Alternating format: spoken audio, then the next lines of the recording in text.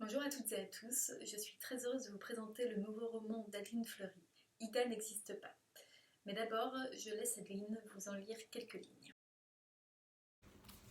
Elle dort. Je ne peux m'empêcher de la regarder dormir. Elle dort si profondément qu'elle ressemble à une morte. Je pose mes mains sur son petit torse, il se bombe sous la pression. Sa respiration est à peine perceptible. J'approche mon oreille de sa bouche, il s'en échappe un souffle léger, inodore. Je pourrais appuyer fort sur sa poitrine pour voir ce que cela fait. Elle n'aurait même pas mal, elle pourrait partir comme ça dans son sommeil. J'ai ce pouvoir de vie et de mort sur elle. C'est ma fille, elle est à moi, un morceau de moi, le prolongement de mon corps, un rejeton. C'est effrayant comme je l'aime.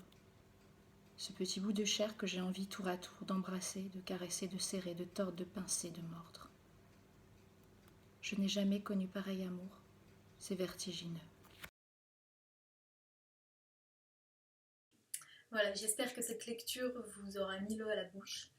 Alors il faut savoir que Ida n'existe pas est un roman inspiré de faits réels.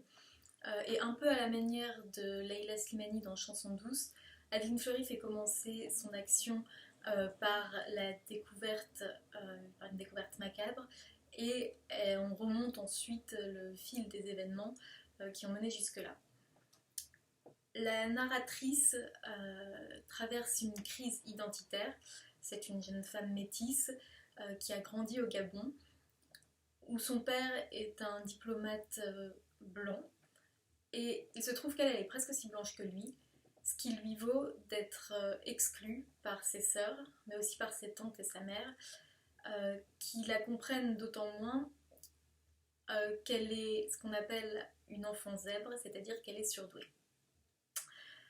Elle ne se sent pas plus à sa place quand elle se retrouve à Paris, où elle reste d'ailleurs écrasée par les rites et les traditions niémées, la tribu de sa mère, et où elle est hantée par des souvenirs de son enfance, des souvenirs traumatisants. Elle qui entretient déjà un rapport conflictuel à son corps et à la sexualité, elle se retrouve enceinte par hasard et elle accouche seule d'une petite fille, Ida. Ida, elle l'aime d'un amour animal, autant qu'elle la hait. Elle jouit de son pouvoir sur ce petit corps qui dépend d'elle, autant qu'il la dégoûte et qu'elle le rejette. Dépossédée de son propre corps et poussée par la voix de Mamiwata, la reine des eaux dans la culture niémée, elle entreprend un voyage qui doit lui permettre de se retrouver.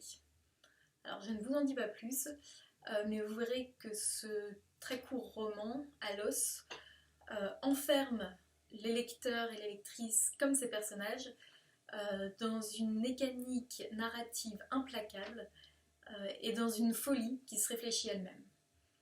Et alors en plus il est porté par une écriture à la fois ciselée et brute, rêche et d'une sensualité parfois presque douloureuse. L'horreur est rarement explicite, mais elle est là, entre chaque mot, et elle côtoie l'humanité. Et à mon avis, c'est là le tour de force d'Adeline Fleury avec ce roman. Adeline Fleury qui d'ailleurs franchit un cap dans son écriture. Je ne sais pas si vous avez déjà lu d'autres livres d'elle. Elle a notamment publié aux éditions François Bourin un petit éloge de la jouissance féminine et son dernier roman Je tue elle. Bon, et bien là, elle atteint un style dans Ida n'existe pas qui est encore plus pur, encore plus cru et encore plus abouti que tout ce qu'elle a écrit jusqu'à présent.